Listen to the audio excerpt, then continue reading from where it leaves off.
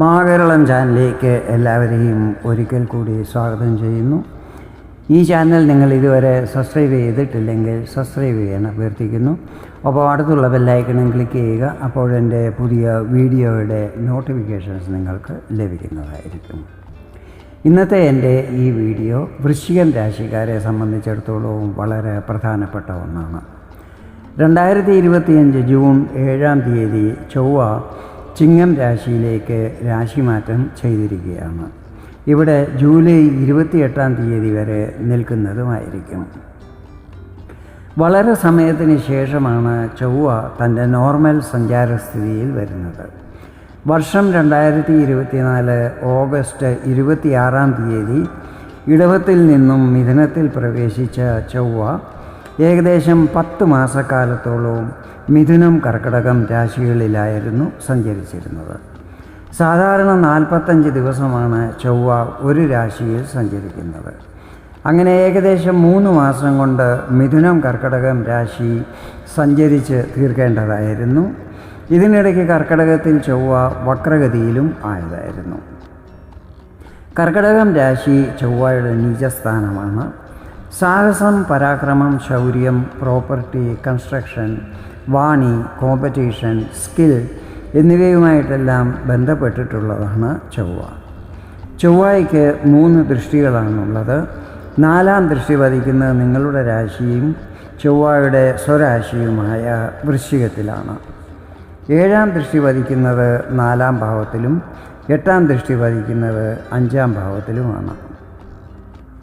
10ാം ഭാവത്തിൽ നിൽക്കുന്ന ചൊവ്വയോടൊപ്പം കേതുവും നിൽക്കുന്നുണ്ട്. ചൊവ്വയുടെ 7ാം ദൃഷ്ടി രാഹുവിൻ്റെ മേലും രാഹുവിൻ്റെ 7ാം ദൃഷ്ടി ചൊവ്വയുടെ മേലുമായിരിക്കും പതിക്കുന്നത്. 10ാം ഭാവത്തിൽ ചൊവ്വയും കേതുവും ചേർന്ന് അംഗാരകദോഷവും നിർമ്മിക്കുന്നുണ്ട്. ചൊവ്വയുടെ 8ാം ദൃഷ്ടി 5ൽ നിൽക്കുന്ന ശനിയുടെ മേലാണ് പതിക്കുന്നത്. ഇതിൻ്റെ എല്ലാം തന്നെ ഇമ്പാക്റ്റും കാണുവാൻ സാധിക്കുന്നതായിരിക്കും. അതുകൊണ്ട് തന്നെ ചൊവ്വയുടെ ഈ രാശിമാറ്റം വളരെയധികം പ്രഭാവശാലി ആയിരിക്കും. ചൊവ്വയുടെ ഈ രാശിമാറ്റവും അംഗാരകദോഷവും വൃശ്ചികം രാശിക്കാരിൽ എന്തെല്ലാം പ്രഭാവങ്ങൾ ചെലുത്തും എന്നതിനെക്കുറിച്ചാണ് ഈ വീഡിയോയിൽ ഞാൻ വിവരിക്കുന്നത്. നിങ്ങളുടെ 10ാം ഭാവത്തിലേക്കാണ് ചൊവ്വ രാശി മാറിയിരിക്കുന്നത്. ഇത് ഉപജയസ്ഥാനമാണ്. ലഗ്നാധിപനാണ് ചൊവ്വ. നിൽക്കുന്നത് മിത്രരാശിയിലാണ്. ഇവിടെ ചൊവ്വ ദിഗ്ബലിയുമാണ്. ഇതെല്ലാം കാരണം ചൊവ്വ ശുഭഫലങ്ങൾ നൽകുന്നതായിരിക്കും. ഇത് കർമ്മസ്ഥാനമാണ്. ഈ സമയത്ത് നല്ല പോസിറ്റീവ് ഫീലിങ്ങോടെ കാര്യങ്ങൾ ചെയ്യുന്നതായിരിക്കും. കരിയറിൽ പുരോഗതി ഉണ്ടാകും. പ്രൊമോഷനും മറ്റും ലഭിക്കുവാൻ സാധ്യതകളുണ്ട്. ഈ സമയത്ത് നന്നായി ഹാർഡ് വർക്ക് ചെയ്യുന്നതുമായിരിക്കും. ഇവിടെ അംഗാരകദോഷവും നടക്കുന്നുണ്ട്. ഇതിൻ്റെ മിക്സ്ഡ് റിസൾട്ടുകളായിരിക്കും ലഭിക്കുന്നത്. ഈ സമയത്ത് കർമ്മരംഗത്ത് പല പരിവർത്തനങ്ങളും ചെയ്യുന്നതായിരിക്കും. കരിയറിലും ബിസിനസ്സിലും ഇതിൻ്റെ അനുകൂല ഫലങ്ങൾ കാണുവാൻ സാധിക്കുന്നതായിരിക്കും. ചന്ദ്രദശ, കേതുർദശ എന്നീ മഹാദശകളോ അപഹാരമോ നടക്കുന്നവർക്ക് കരിയറിൽ പ്രശ്നങ്ങൾ വരാൻ സാധ്യതയുണ്ട്. ശുഭദശ നടക്കുന്നവർക്ക് അനുകൂല ഫലങ്ങളായിരിക്കും ലഭിക്കുന്നത്. ഈ സമയത്ത് നിങ്ങൾക്ക് പെട്ടെന്ന് ക്രോധം വരുന്ന സ്വഭാവം ഉണ്ടാകുന്നതാണ്. ഇത് പല സ്ഥലത്തും പ്രശ്നങ്ങൾ ക്രിയേറ്റ് ചെയ്യുന്നതായിരിക്കും. മറ്റുള്ളവരുമായി വാക്കുതർക്കങ്ങൾ, കലഹങ്ങൾ എന്നിവ തീർച്ചയായും ഉണ്ടാകുന്നതുമായിരിക്കും. ഈ കാര്യം എപ്പോഴും ഓർമ്മയിലുണ്ടായിരിക്കണം. അതുപോലെ കഴിയുന്നതും ശാന്തമായും സൗമ്യതയോടെയും സംസാരിക്കുവാനും പെരുമാറുവാനും ശ്രമിക്കണം. 6ാം ഭാവാധിപൻ നിൽക്കുന്നത് 10ാം ഭാവത്തിൽ. 6ഉം 10ഉം ഭാവങ്ങൾ ഉപജയസ്ഥാനമാണ്. 3, 6, 10, 11 എന്നിവയാണ് ഉപജയസ്ഥാനങ്ങൾ. ചൊവ്വ കർക്കിടകത്തിൽ നീചസ്ഥാനത്ത് നിന്ന സമയത്ത് പല പ്രശ്നങ്ങളെയും നിങ്ങൾക്ക് നേരിടേണ്ടി വന്നു കാണും. ഈ സമയത്ത് അതിൽ നിന്നെല്ലാം തന്നെ മുക്തി ലഭിക്കുന്നതായിരിക്കും. ഇനി ചൊവ്വയുടെ ദൃഷ്ടിഫലങ്ങളെക്കുറിച്ചാണ് വിവരിക്കുന്നത്. ചൊവ്വയുടെ 4ാം ദൃഷ്ടി പതിക്കുന്നത് നിങ്ങളുടെ രാശിയിൽ തന്നെയാണ്. ഇത് 1ാം ഭാവത്തെ വളരെ സ്ട്രോങ് ആക്കുന്നതായിരിക്കും. നിങ്ങളുടെ കോൺഫിഡൻസ് ലെവലിൽ വർധന ഉണ്ടാകും. എന്തിനേയും നേരിടാനുള്ള ധൈര്യം ഉണ്ടാകുന്നതാണ്. കോമ്പറ്റേറ്റീവ് പരീക്ഷകളിൽ വിജയം ലഭിക്കുന്നതായിരിക്കും. കേതു ചിങ്ങത്തിൽ നിൽക്കുന്ന സമയത്ത് അപകടങ്ങൾ കാരണം പരിക്കുകൾ പറ്റുവാൻ സാധ്യതകളുണ്ട്. ഈ കാര്യത്തിൽ ശ്രദ്ധിക്കണം. ഈ സമയത്ത് വിരോധികളിൽ വിജയം പ്രാപിക്കുന്നതായിരിക്കും. കോർട്ട് കേസുകളുണ്ടെങ്കിൽ അത് നിങ്ങൾക്ക് അനുകൂലമാകുന്നതുമായിരിക്കും. ചൊവ്വയുടെ 7ാം ദൃഷ്ടി പതിക്കുന്നത് 4ാം ഭാവത്തിലാണ്. ഇത് പ്രോപ്പർട്ടിയുമായി ബന്ധപ്പെട്ട സ്ഥാനമാണ്. ചൊവ്വയും പ്രോപ്പർട്ടിയുടെ കാരകനാണ്. ഈ സമയത്ത് പ്രോപ്പർട്ടികൾ വാങ്ങുവാൻ യോഗമുണ്ടാകും. അതുപോലെ ഭൂമി, ഭവനം, പ്രോപ്പർട്ടികൾ, വാഹനം എന്നിവയുടെ ക്രയവിക്രയങ്ങളിൽ നിന്നും നല്ല ലാഭം ലഭിക്കുന്നതായിരിക്കും.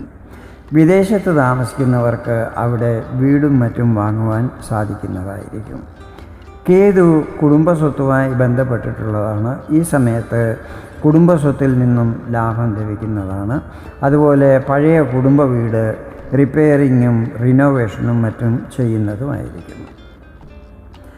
4ാം ഭാവത്തിൽ രാഹു ചൊവ്വയുടെ പ്രഭാവം കാരണം വീട്ടിലേക്ക് അധികം സമയം കിട്ടുന്നതല്ലായിരിക്കും. മിക്കവാറും യാത്രയിലോ മറ്റ് ജോലി തിരക്കിലോ ഒക്കെ ആയിരിക്കും സമയം പോകുന്നത്. ഈ സമയത്ത് കുടുംബത്ത് വാദവിവാദങ്ങളും കലഹങ്ങളും മറ്റും ഉണ്ടാകുവാൻ സാധ്യതകളുണ്ട്. ഈഗോ പ്രശ്നങ്ങളും ഉടലെടുക്കുന്നതായിരിക്കും. ഈ സമയത്ത് മാതാവുമായി അഭിപ്രായ വ്യത്യാസങ്ങളും മറ്റും ഉണ്ടാകുന്നതാണ്. വീട്ടുപകരണങ്ങളുടെ റിപ്പയറിങ്ങിനായി കൂടുതൽ പൈസ ചിലവഴിക്കേണ്ടി വരും. ഈ സമയത്ത് ഇമോഷണലായി ഒരു കാര്യവും ചെയ്യാൻ പാടില്ല. ധൃതി പിടിക്കാതെ സാവകാശം വേണം എല്ലാ കാര്യങ്ങളും ചെയ്യുവാൻ. ചൊവ്വയുടെ 8ാം ദൃഷ്ടി പതിക്കുന്നത് 5ാം ഭാവത്തിലാണ്. ഇവിടെ ശനിയും നിൽക്കുന്നുണ്ട്. ചൊവ്വ ശനിയുടെ പ്രഭാവം ലവ് റിലേഷനിലുള്ളവർക്ക് പ്രശ്നങ്ങൾ വരാൻ ഇടയാക്കുന്നതായിരിക്കും. ഈ സമയത്ത് നിങ്ങൾ ആവശ്യമില്ലാതെയോ അല്ലെങ്കിൽ ചെറിയ കാര്യങ്ങൾക്ക് വേണ്ടിയോ വാക്കുതർക്കങ്ങളും വാദവിവാദങ്ങളും മറ്റും ചെയ്യുന്നതായിരിക്കും. ഇത് ബന്ധത്തിൽ വിള്ളലുകൾ വരാനും ഇടയാക്കുന്നതായിരിക്കും. ബ്രേക്കപ്പ് വരെ ഉണ്ടാകുവാനും സാധ്യതകളുണ്ട്. ഇതിൽ ശ്രദ്ധിക്കണം. പാർട്ട്ണർഷിപ്പിൽ ബിസിനസ് ചെയ്യുന്നവർ ഈ സമയത്ത് എല്ലാ തീരുമാനങ്ങളും ഒന്നിച്ചു വേണം എടുക്കുവാൻ. വിദ്യാർത്ഥികൾക്ക് കൂടുതൽ പരിശ്രമം ചെയ്യേണ്ടി വരും. എങ്കിൽ മാത്രമേ പ്രതീക്ഷിച്ച ഫലങ്ങൾ ലഭിക്കുകയുള്ളൂ. ഈ സമയത്ത് ഒരു കാര്യവും ധൃതി പിടിച്ച് ചെയ്യുവാൻ പാടില്ല. എല്ലാം നന്നായി ആലോചിച്ച് സാവകാശം വേണം ചെയ്യുവാൻ. ആരോഗ്യത്തെക്കുറിച്ച് പറയുകയാണെങ്കിൽ BP, അസിഡിറ്റി, കൊളസ്ട്രോൾ, ഡയബറ്റിക് പ്രശ്നങ്ങളുള്ളവർക്ക് പ്രശ്നങ്ങൾ വരാനിടയുണ്ട്. അതിനാൽ ഈ സമയത്ത് മരുന്നുകളും മറ്റും സമയത്ത് തന്നെ കഴിക്കണം. ഭക്ഷണപാനീയങ്ങളിൽ ശ്രദ്ധിക്കുന്നത് ഉദരസംബന്ധമായ പ്രശ്നങ്ങൾ അകറ്റുവാൻ സഹായിക്കുന്നതായിരിക്കും. ഇതാണ് ചൊവ്വയുടെ രാശിമാറ്റവും അംഗാരകദോഷവും നിങ്ങളിൽ ചെലുത്തുന്ന പ്രഭാവങ്ങൾ. വീഡിയോ നിങ്ങൾക്ക് ഇഷ്ടപ്പെട്ടെങ്കിൽ ഇതുപോലെ ജ്യോതിഷ സംബന്ധമായ കൂടുതൽ വിവരങ്ങൾ അറിയുവാൻ വേണ്ടി എൻ്റെ ഈ ചാനൽ സബ്സ്ക്രൈബ് ചെയ്യാൻ അഭ്യർത്ഥിക്കുന്നു. വീണ്ടും വേറൊരു വീഡിയോയിൽ കാണാം. അതുവരെ എല്ലാവർക്കും നന്ദി, നമസ്കാരം.